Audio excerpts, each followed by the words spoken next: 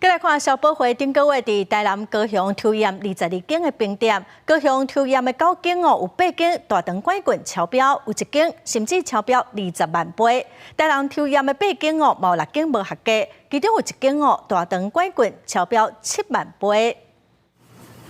台湾消保会模仿消费者消费的模式，要来规碗冰了后，放入去冰桶，保持低温送检验。要检查红豆、绿豆、大豆、蚵仔这的冰品配料，肠杆菌可够超标。台南高雄的冰店超标比例真高，高雄有冰店超标20万杯，台南则是有冰店超标7万杯。 高雄呢，大概有8成，将近9成是超标的。那整个呢，台南的话7成5，就将近8成是超标的。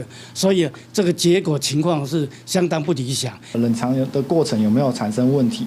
那你拿出来在贩卖的地方，是不是周遭的环境都很脏乱？那人员在处理的手有没有去洗干净？这些都是一些会造成污染的问题。医生提醒，是大人还是幼童食到这无健康的物件，有可能引起严重急性肠胃炎，甚至可能引发败血。高雄市甲台南市卫生局拢表示，后续会进行稽查，以实际情况点家。台南即间验出超标的店家，店员讲头家无伫的，无了解状况。不知道。 要问老板。